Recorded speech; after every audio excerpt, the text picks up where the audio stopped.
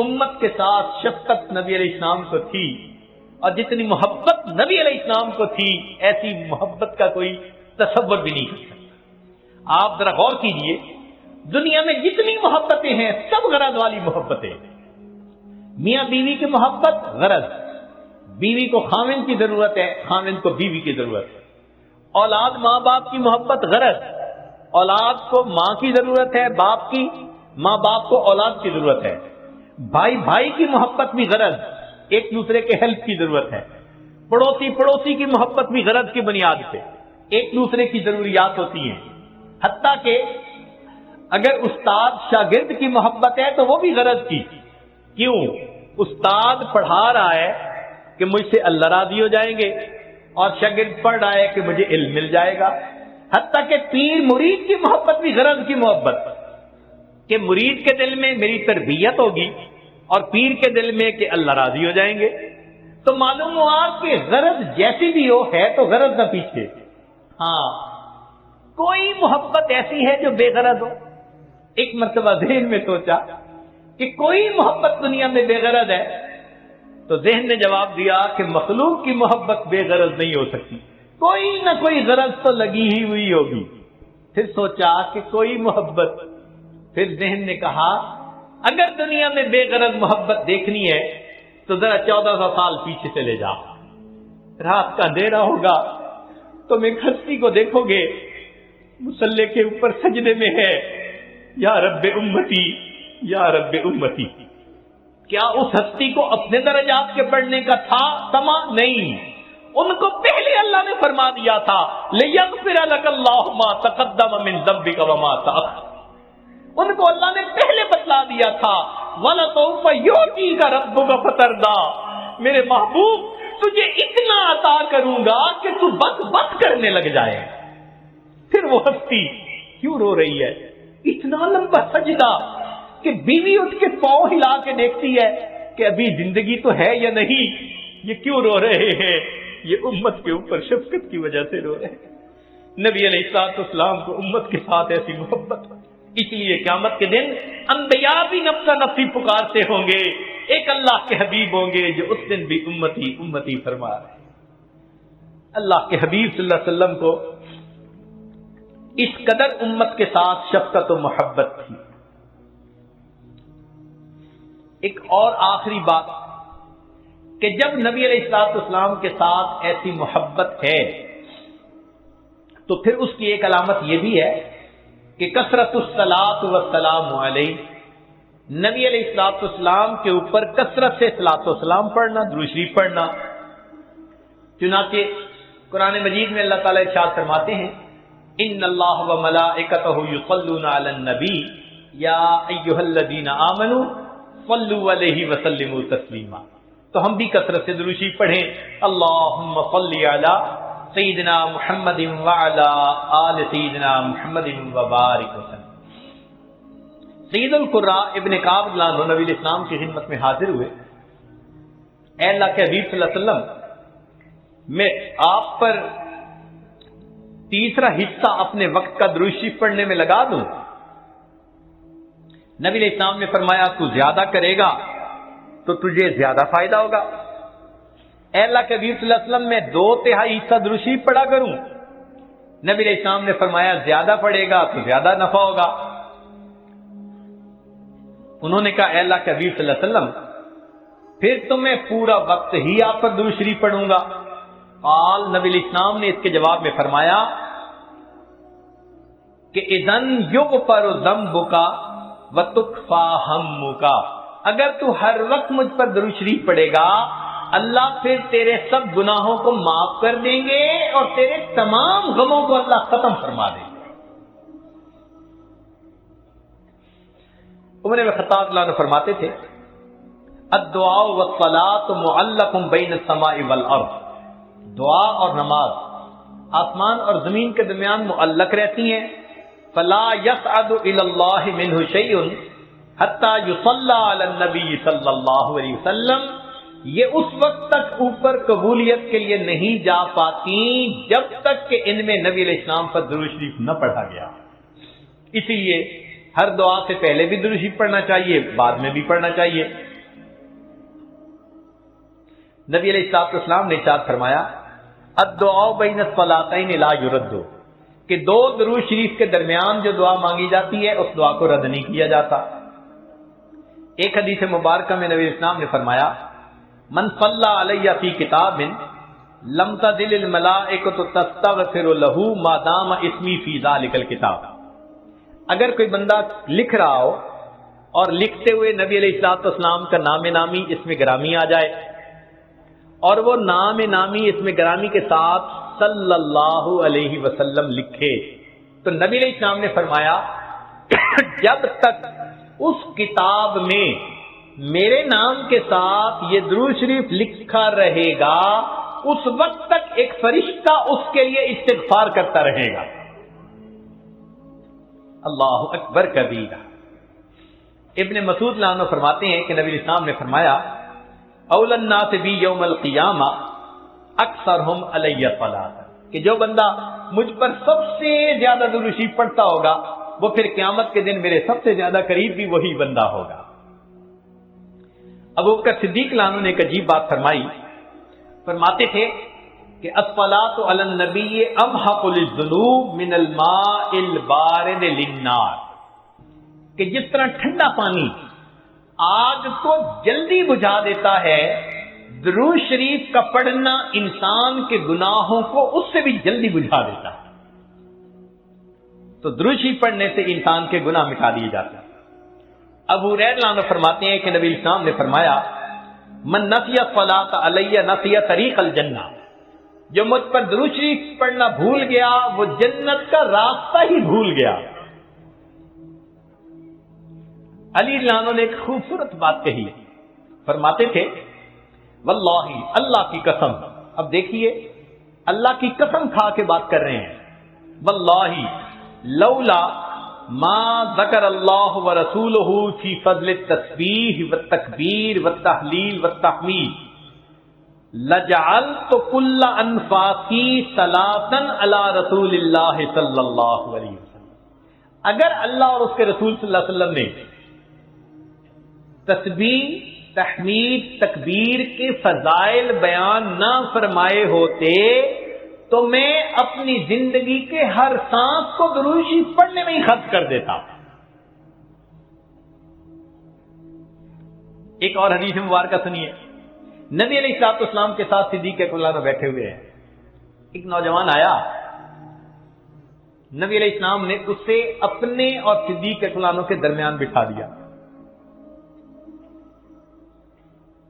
پھر فرمایا کہ ابو بکر میں نے تیرے اور اپنے درمیان اس کو بٹھا دیا، اس بات پہ حیرت تو ہوئی ہوگی، اللہ کے نبی صلی اللہ علیہ وسلم بڑی حیرت ہو رہی ہے، فرمایا ان ھذا الفتى یصلی علی صلاۃ ما یصلیھا علی احد من امتی، میرا یہ نوجوان امتی مجھ پر ایسا درود شریف پڑھتا ہے کہ جو درود شریف میری امت میں سے کوئی دوسرا مجھ پر نہیں پڑھتا، اس کی وجہ سے میں نے اس کو اپنے قریب بٹھایا۔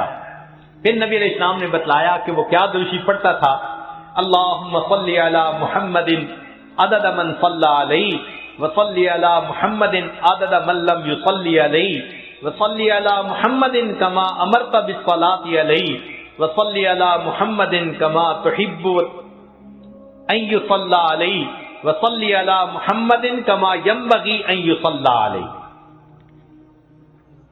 چنانچہ ہمارے اکابر علماء دیوبند نے باقاعدہ تفصیل لکھی ہے کہ کس کس موقع پر درود شریف پڑھنا چاہیے۔ دخول المسجد والخروج منہ، مسجد میں داخل ہوتے ہوئے یا مسجد سے نکلتے ہوئے درود شریف پڑھنا چاہیے۔ والتشہد، اتحیات میں بھی درود شریف سب پڑھتے ہیں۔ ورؤیت المساجد، جب مسجد پر نظر پڑے تو اس وقت بھی درود شریف پڑھنا چاہیے۔ دخول الاسواق، بازار میں داخل ہوتے ہوئے درود شریف پڑھے۔ دخول البیت والخروج منہ، گھر میں داخل ہوتے ہوئے گھر سے نکلتے ہوئے بھی درود شریف پڑھنا چاہیے۔ نسیان الحاجہ، اگر بندہ کوئی بات بھول جائے، چیز رکھ کے بھول جائے، بات بھول جائے، اس وقت بھی نبی علیہ السلام پر درود شریف پڑھنا چاہیے۔ وقت الفقر، تنگ دستی کے وقت میں بھی درود شریف پڑھے۔ فی البدایت فی العلم، اور جب کتاب پڑھنے بیٹھے اس وقت بھی درود شریف پڑھے. فی البدایت فی الخطب، جب خطبہ دینا ہو، بیان کرنا ہو تو بھی درود شریف پڑھے. والانتہاء من مجالس العلم، جب علم کی مجلس کا اختتام ہو تو بھی درود شریف پڑھے. فی لقاء الاخوان، دو مسلمان بھائی آپس میں ملیں تو بھی درود شریف پڑھے. فی موادعتہم و مفارقتہم، پھر مدارستاً حدیث نبوی، نبی علیہ السلام کی حدیث مبارکہ جو پڑھائی جائے تو اس وقت بھی درود شریف پڑھے. عند تذکرتہ صلی اللہ علیہ وسلم، نبی علیہ السلام پہ جب تذکرہ ہو تو درود شریف پڑھے. عند ذکر اصحابہ، حتیٰ کہ نبی علیہ السلام کے صحابہ کا تذکرہ ہو اس وقت بھی درود شریف پڑھے. عند ذکر شیء من معاصرہ، نبی علیہ السلام سے نسبت رکھنے والی کوئی یادگار چیز کا تذکرہ ہو تو اس وقت بھی درود شریف پڑھے. عند دخول المدینہ، مدینہ طیبہ میں داخل ہوتے بھی پڑھے. اور عند المرور علی قبرہ صلی اللہ علیہ وسلم، جب نبی علیہ السلام کے سامنے حاضر ہو مواجہ شریف پر تو اس وقت بھی درود شریف پڑھے. درود شریف کے فوائد کیا ہیں؟ کچھ دیر یہ بھی ذرا سن لیجئے. فرمایا انہا سبب لہدایت المصلی وحیات قلبہ، درود شریف کے پڑھنے سے دل زندہ ہوتا ہے اور پڑھنے والے کو اللہ ہدایت کے اوپر رکھتے ہیں. انہا سبب لزیادت محبت رسول اللہ صلی اللہ علیہ وسلم، درود شریف کے زیادہ پڑھنے سے نبی علیہ الصلوۃ والسلام کے ساتھ زیادہ محبت بڑھ جاتی ہے. انہا سبب لزیادت محبت العبد لرسول اللہ صلی اللہ علیہ وسلم، جو درود شریف زیادہ پڑھتا ہے اس بندے کی محبت نبی علیہ السلام کے قلب مبارک میں بھی زیادہ ہو جاتی ہے. انہا سبب قرب العبد من ربہ یوم القیامہ، درود شریف کا زیادہ پڑھنا قیامت کے دن اللہ رب العزت کے قرب کا سبب بنتا ہے. انہا اداء لشیء من حقہ صلی اللہ علیہ وسلم، نبی علیہ الصلوۃ والسلام کے جو احسانات ہیں درود شریف کا زیادہ پڑھنا گویا ان احسانات کا بدلہ چکانے والی بات ہے.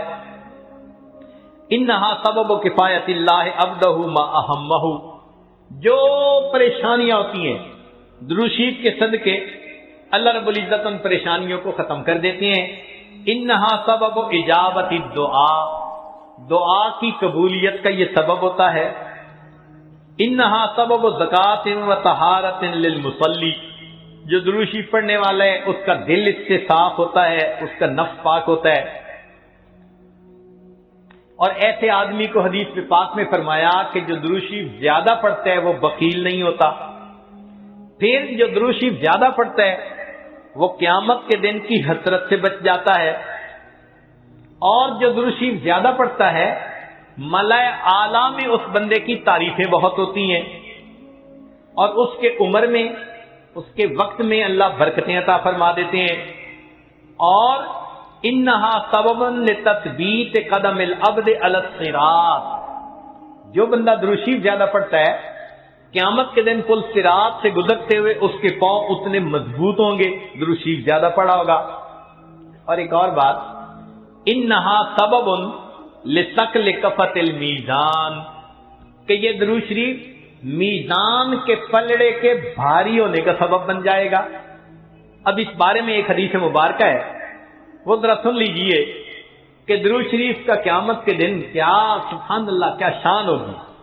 ایک حدیث مبارکہ علامہ جلال الدین سیوطی رحمۃ اللہ علیہ نے التذکرہ میں اس کو ذکر کیا ہے، اور ابن ابی دنیا اور نمیری نے اس کو الاعلام کتاب میں ذکر کیا ہے. فرماتے ہیں کہ عبداللہ لانو ایک صحابی اس کے راوی ہیں کہ نبی علیہ السلام نے ارشاد فرمایا ان لآدم علیہ السلام من اللہ عز وجل موقفا فی فصح من العرش، قیامت کے دن آدم علیہ السلام کو اللہ تعالیٰ عرش کے سامنے ایک ایسی جگہ عطا فرمائیں گے، علیہ ثوبان اخضران، ان پر دو سبز کپڑے ہوں گے، یعنی سمجھیں تہبند بھی سبز اور کرتا بھی سبز. کأنہ نخلۃ سحوق، جیسے شاخیں کٹی ہو نا تو سیدھا کھجور کا درخت ہوتا ہے، اس طرح آدم علیہ السلام کا اونچا لمبا قد مبارک ہوگا. ينظر الى من ينطلق به من والده الى الجنہ ومن ينطلق به الى النار. اونچے قد کی وجہ سے آدم علیہ السلام دیکھ رہے ہوں گے کہ ان کی اولاد میں سے کس کو جنت لے جایا جا رہا ہے اور کس کو جہنم لے جایا جا رہا ہے.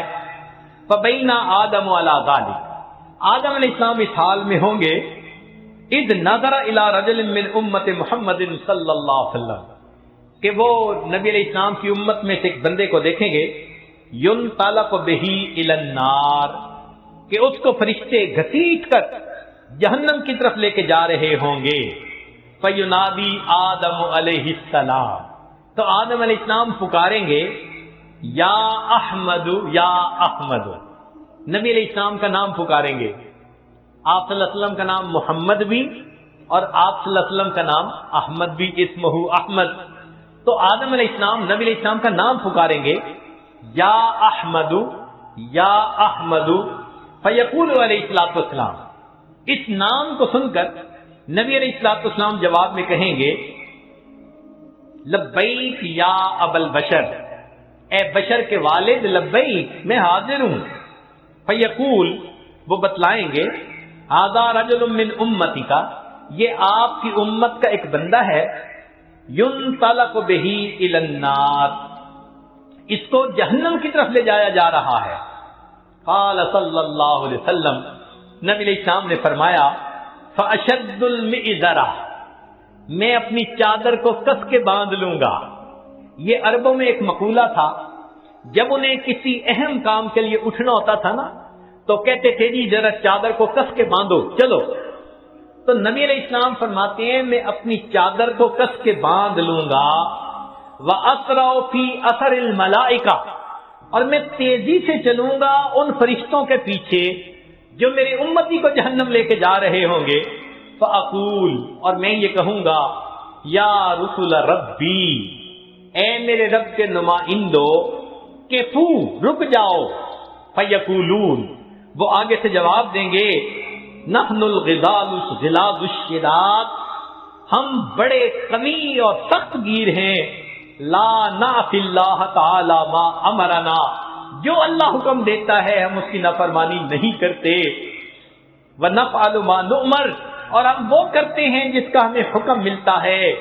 فَإِذَا آیَسَ النَّبِيُّ صلی اللہ علیہ وسلم، جب اللہ کے نبی صلی اللہ علیہ وسلم ان سے مایوس ہو جائیں گے کہ میرے کہنے کے باوجود یہ فرشتے جا رہے ہیں لے کے جہنم کی طرف، رک نہیں رہے، تو نبی علیہ السلام فرماتے ہیں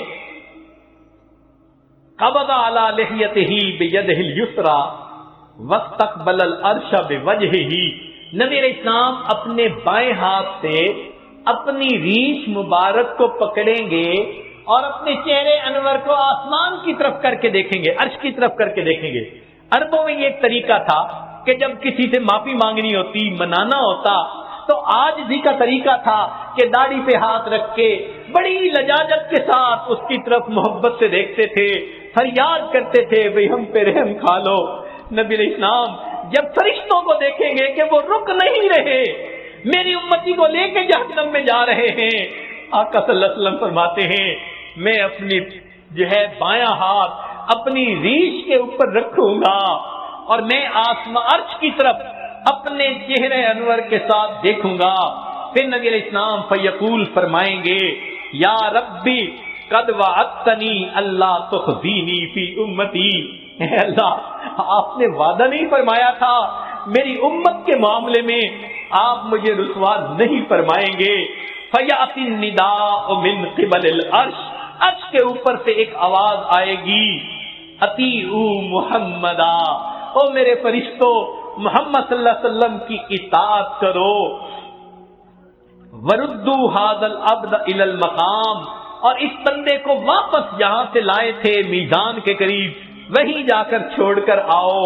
چنانچہ وہ فرشتے اس بندے کو وہاں جا کر چھوڑیں گے. فیخرج صلی اللہ علیہ وسلم، اب دوبارہ وزن شروع ہوگا. نبی علیہ الصلوۃ والسلام ایک چھوٹا سا کاغذ کا پرزہ بطاقتن کاغذ کا پرزہ نکالیں گے، بیضاء سفید ہوگا، کل انملتے جیسے انگلی کا پورا ہوتا ہے اس کے برابر ہوگا، فیلقیھا فی کفۃ المیزان الیمنی، اس کاغذ کے ٹکڑے کو نبی علیہ السلام نیکیوں کے پلڑے میں ڈال دیں گے، وہو یقول بسم اللہ، اور نبی علیہ السلام ڈالتے ہوئے بسم اللہ فرمائیں گے، فترجع الحسنات علی السیئات، نیکیوں کا پلڑا بھاری ہو جائے گا، گناہوں کا پلڑا ہلکا ہو جائے گا، فینادی المنادی، ندا دے گا وہ ندا دینے والا، سوئدہ و سوئدہ جدہ، یہ بندہ اس کے اجداد سعید بن گئے، اس کی نیکیاں زیادہ ہو گئیں، وثقلت موازینہ، انطلقوا بہ الی الجنہ، اب اس کو جنت لے کر جاؤ، فیقول یا رسول ربی، جب جنت لے جانے لگیں گے تب وہ بندہ کہے گا، اے میرے رب کے نمائندوں فرشتوں، کیفو ذرا رک جاؤ، حتی اسأل ھذا العبد الکریم علی ربہ، حتیٰ کہ میں اس کریم بندے سے ذرا معلوم تو کر لوں، فیقول، پھر وہ یہ کہے گا، بے ابی انت و امی، آپ کے اوپر میرے ماں باپ قربان جائیں، ما احسن وجہ کا، آپ کا چہرہ کتنا خوبصورت ہے، وَأَحْسَنَ خَلْقُكَ، آپ کی پرسنالٹی شخصیت کتنی پیاری ہے، من انتا، آپ کون ہیں، فقد عقلتنی اطرتی، آپ نے میرے گناہوں کو مٹا کے رکھ دیا، ورحمت عبرتی، میری لغزشوں کو کم کر دیا، فیقول علیہ الصلوۃ والسلام، نبی علیہ السلام جواب میں فرمائیں گے، انا نبیوں کا محمد، میں محمد صلی اللہ علیہ وسلم تیرا نبی ہوں، وہذہ صلاتک، اور یہ وہ درود شریف ہے، التی کنت تصلی علیہ، جو تم مجھ پر پڑھا کرتا تھا، وفیتکھا، میں نے تمہیں اس کا بدلہ دیا، احوج ما تکون الیہا، جب تجھے اس کی بہت ضرورت تھی۔ سوچئے آج نبی علیہ السلام پر درود شریف کا پڑھنا کل قیامت کے دن میزان میں نیکیوں کے بھاری ہونے کا سبب بن جائے گا۔ دعا ہے اللہ رب العزت ہمیں اپنے حبیب صلی اللہ علیہ وسلم کی سچی محبت عطا فرمائے، ان کا احترام، ان کی عزت اکرام وہ بھی دل میں عطا فرمائے، ان کی سنتوں